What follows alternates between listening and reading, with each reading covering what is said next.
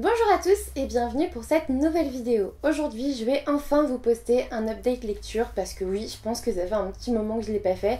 Enfin si, le dernier c'était pour les éditions Charleston, donc ça fait pas si longtemps que ça va. Du coup dans cette vidéo je vais vous présenter 4 livres que j'ai lus ces derniers temps et je vais tout d'abord commencer par Le Faiseur de rêves de Laini Taylor aux éditions Lumen qui sortira la semaine prochaine. Dans ce roman nous suivons Laszlo Lestrange.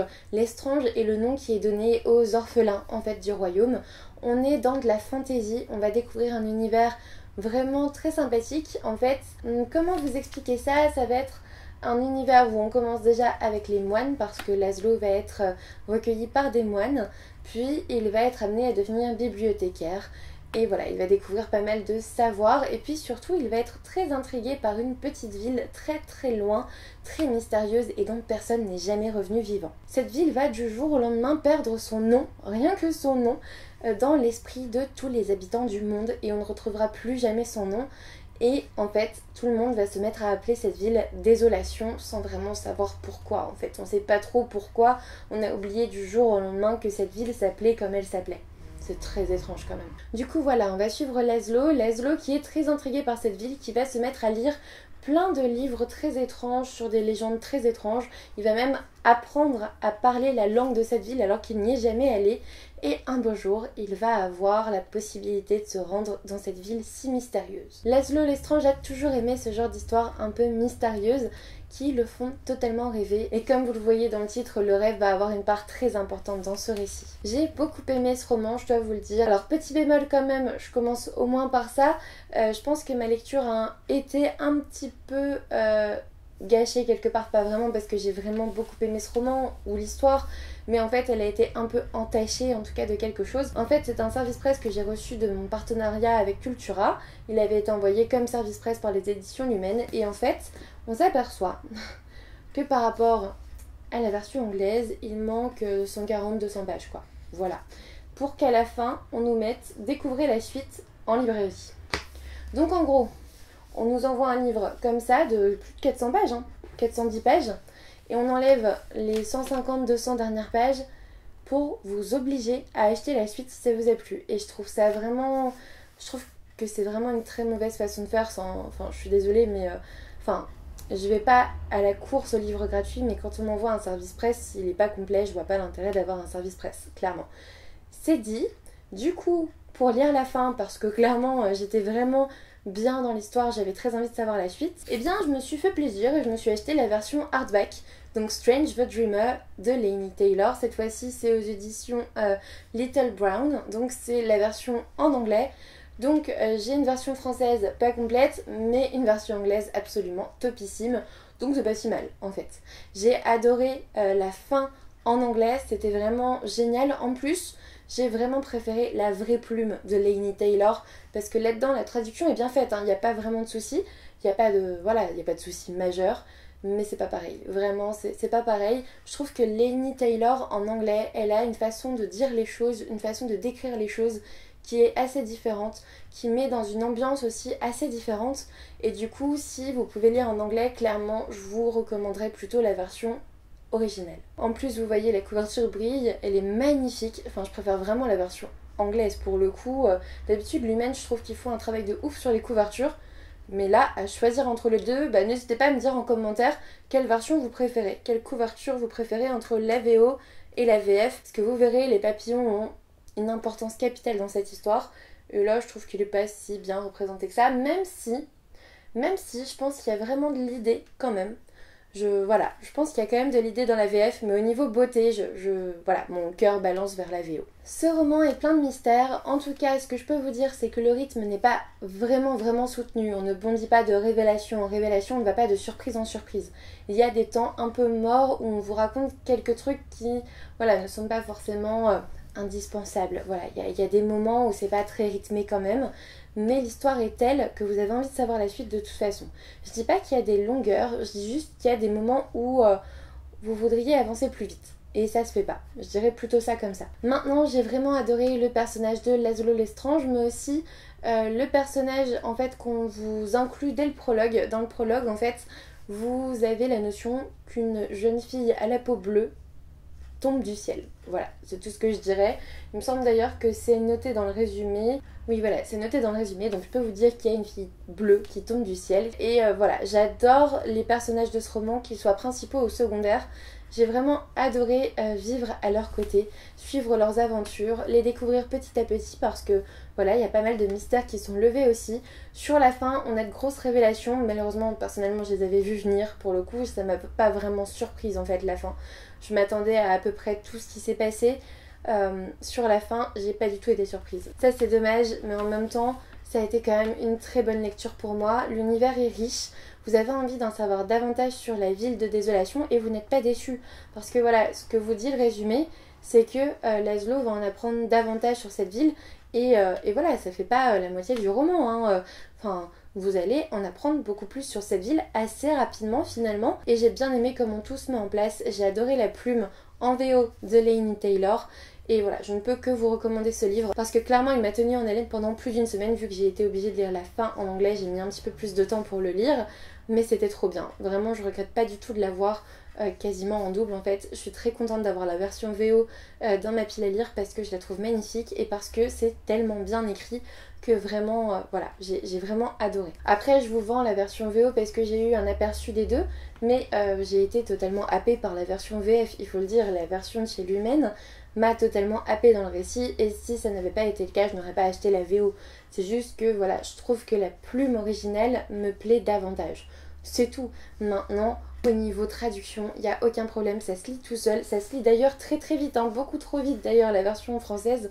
Je pense que c'est ça aussi qui m'a un petit peu cassé le rythme, c'est de passer du français à l'anglais pour la même histoire. Je pense que ça n'a pas été vraiment le top, mais bon, je suis très contente d'avoir découvert cette histoire. Je suis très contente de cette fin parce que ça ouvre vers un tome 2 que j'ai très très hâte de découvrir.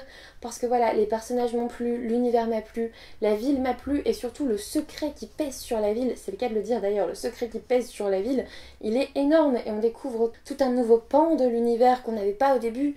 Et ça c'était vraiment top, vraiment. Enfin voilà, je vous dis que la fin ne m'a pas surprise, mais en fait j'ai quand même été surprise par la ville en elle-même, rien que de base en fait. Quand ils arrivent à Désolation, on s'aperçoit d'un truc mais énorme et on tombe dans une histoire totalement autre que ce qu'on nous avait décrit au début. Et c'est trop bien, voilà, donc je peux que vous conseiller ce roman, n'hésitez pas à le découvrir, il sort je crois le 19 avril en librairie. Ensuite je vais vous parler de Nous deux à l'infini de Florana, donc aux éditions Harlequin New Adult. Dans cette histoire nous allons suivre Lola et Dante, moi j'ai toujours dit Dante durant ma lecture, donc je dirais Dante, peut-être que c'est Dante, je sais pas, comme vous voulez, peu importe, Dante, on s'en fout, bref.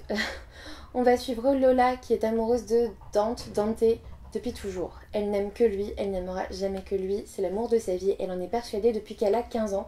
Et on va suivre Dante qui sortait avec la sœur de Lola qui s'appelle Carmen, qui a été brisée par cette femme et qui depuis enchaîne les conquêtes. C'est un gogo danseur à 16h, il fait partie du groupe les Golden Boys, un groupe de gogo danseurs en gros. Et il va être amené à retomber sur Lola dès les premières pages du roman. Bien sûr, vous vous doutez qu'il s'agit d'une romance, je n'ai pas été très surprise par le déroulement de celle-ci. J'ai été un petit peu dérangée cependant parce que ce lien fraternel entre Lola et l'ex de Carmen, tout en sachant qu'on était dans une nouvelle romance avec l'ex petite amie de Carmen et la sœur de Carmen. Enfin, vous voyez, c'est un petit peu étrange, la sœur qui prend l'ex-copain de sa sœur. Vous voyez, ça m'a un petit peu dérangée, mais en fait, simplement dans l'idée, parce que dans le roman, ça n'a pas été du tout mis en avant. En fait, entre Lola et Carmen, il n'y a pas vraiment de lien fraternel. Elles sont pas comme les deux doigts de la main, quoi. Clairement pas.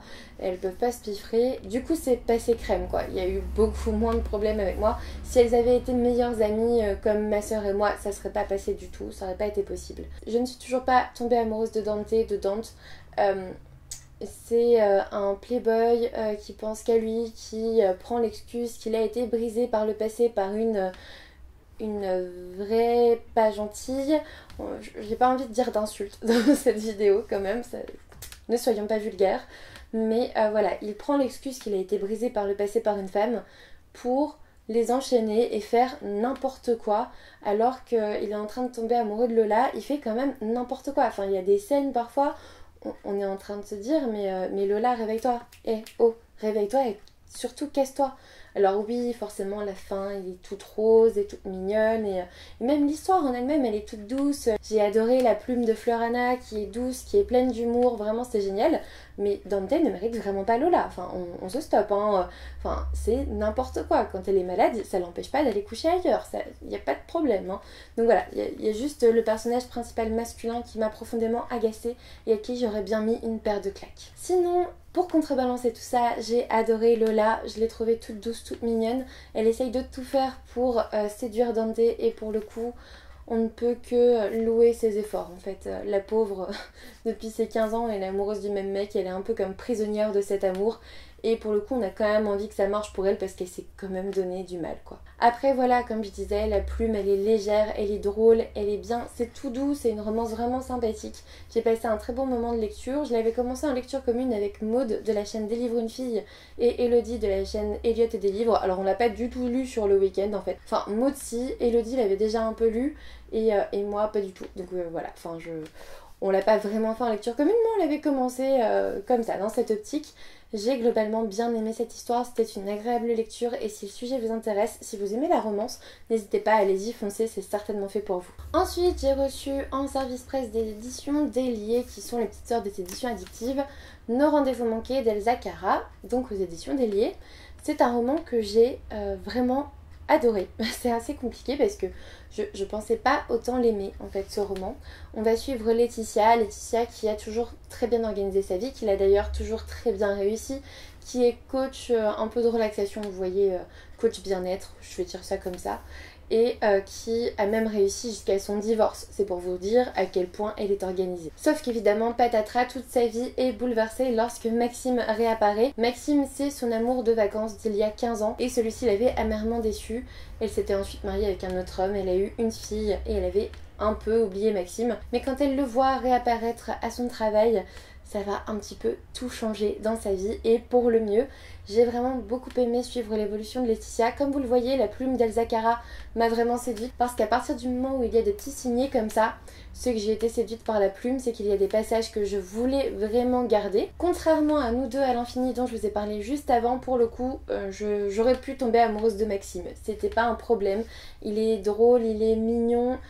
C'était vraiment sympathique, voilà, j'ai adoré le personnage masculin, j'ai beaucoup aimé le personnage féminin aussi, donc ça a été très simple de se laisser bercer par cette douce romance. C'est vraiment un roman feel good pour le coup et j'étais très contente de pouvoir le découvrir. Je remercie d'ailleurs la maison d'édition pour ça parce que pour le coup j'étais très étonnée d'autant l'apprécier. Je vous le conseille vraiment si l'histoire vous intéresse, voilà, on va vraiment suivre une maman qui va avoir sa vie bouleversée par son amour de jeunesse et c'est assez drôle, c'est assez sympa, enfin il y a des moments où j'ai vraiment explosé de rire devant le bouquin, c'est pour vous dire que voilà, c'est pas juste assez drôle, c'est très drôle parfois, enfin on imagine la scène et on se marre tout seul quoi, et ça c'était vraiment top, ça m'a redonné le sourire dans une période où j'ai un stage pas vraiment facile, c'était vraiment une lecture adaptée et j'ai trouvé ça génial. Clairement je ne peux que vous conseiller ce livre qui vous remontera très certainement le moral. Et d'ailleurs pour vous donner un petit peu plus envie, je vais tout simplement vous lire la première page en fait que vous avez qui m'a donné très envie de découvrir ce roman.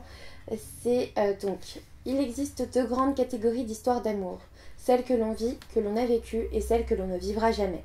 J'aimerais rendre hommage à ces dernières, à ces histoires impossibles, de mauvais timing, de malentendus ou unilatérales, à ces hommes qui, à un instant donné, sans vraiment le savoir, nous ont fait nous sentir un peu plus désirables, vivantes, aimées, uniques, aux rendez-vous manqués qui ont compté malgré tout. Personnellement, ça m'a juste donné envie de découvrir ce roman et j'espère qu'il en sera de même pour vous. Enfin, je vais vous parler d'un roman que je pensais vraiment pas aimer lorsque je l'ai commencé. Il s'agit de Dark and Dangerous Love, le tome 1, donc de Molly Knight aux éditions Hugo Roman dans la collection New Romance. Dans cette histoire, nous allons suivre Evelyn. Evelyn est une simple humaine et elle va être contrainte d'être la compagne du roi des vampires, Atticus.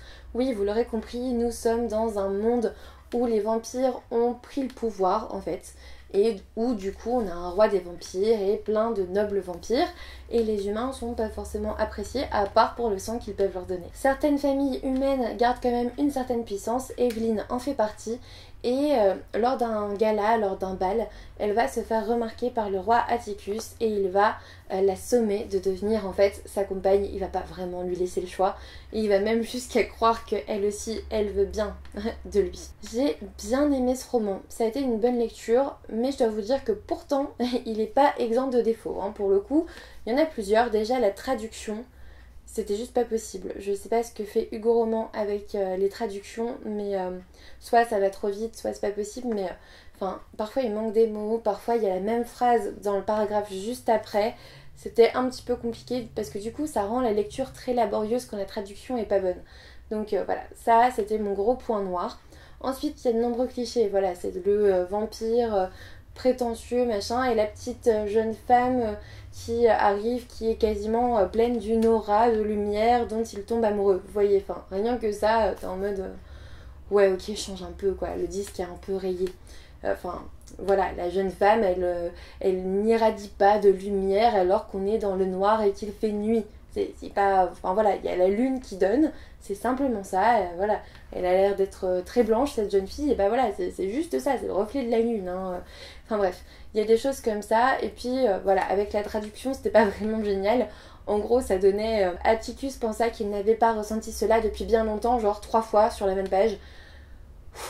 Déjà, la première fois, c'est très cliché, mais ensuite, si tu le bouffes encore 3 fois derrière, c'était un peu compliqué. Maintenant que je l'ai bien, j'ai bien dit les défauts que j'avais vus dès le départ, j'ai été happée par ce récit. J'ai été bizarrement vraiment happée en fait. J'ai trouvé ça très addictif, j'avais envie de savoir la suite. Alors que c'était bourré de clichés, etc. Mais j'avais envie de savoir la suite. Voilà. J'ai terminé ce roman et j'ai envie de savoir la suite. J'achèterai le tome 2. C'est pour ça que je vous dis que c'était une bonne lecture. Parce qu'en fait, malgré ses défauts, je suis passée outre en fait. Et malgré les clichés qui sont dedans, j'ai pas détesté ma lecture. Oui, j'ai levé plusieurs fois les yeux au ciel. Oui, c'est vrai. Mais en fait, bizarrement, j'ai aimé ce livre. Je l'ai classé comme une bonne lecture, alors qu'à la base, avec la traduction, c'est vraiment pas gagné. Mais je l'ai classé comme bonne lecture parce que j'ai été happée par ce récit, parce que j'ai bien aimé Evelyn. Evelyn, elle est forte, elle est déterminée, elle veut pas d'Atticus, elle en veut pas, point. Elle tombe pas amoureuse du premier vampire venu, elle tombe pas amoureuse d'un vampire de toute façon, et elle se défend quoi. Elle se laisse pas faire parce que c'est le roi des vampires et que il peut lui offrir tout ce qu'elle veut. Non, elle l'envoie bien bouler quand même, hein, vous voyez, malgré tout le danger que ça comporte d'ailleurs. Donc ça, j'ai bien aimé. Après, Evelyn, à la base, elle a aussi un petit ami humain au départ. Alors lui, par contre, il pouvait lui arriver n'importe quoi, j'en avais rien à faire. Je sais pas ce qui s'est passé avec ce personnage, mais il m'était totalement indifférent. Et je voulais surtout pas qu'elle retourne avec lui parce que clairement, c'est pas que je l'aime pas, c'est que je m'en fous. Juste vraiment, je me fiche totalement de ce personnage. Alors qu'à côté, on a le meilleur ami d'Atticus qui s'appelle Lord Hansel, qui est trop bien, qui est super drôle, qui est mignon, qui est attentionné, etc. Et lui, par contre, je l'ai beaucoup aimé. Et bizarrement, j'aimais aussi pas mal Atticus. Alors maintenant, je dois vous prévenir, il y a quand même quelques scènes très dérangeantes. Enfin, moi, je cautionne pas du tout quand il y a des scènes de viol et qu'on fait passer ça pour du ah, mais c'est bon, elle a quand même aimé, ça va. Hein. Non, ça, je supporte pas. Un viol, c'est un viol. Elle a dit non, tu le fais pas, c'est tout, point. Là, on est dans la New Romance. On vous dit quand même que c'est Dark and Dangerous Love, donc c'est quand même dark.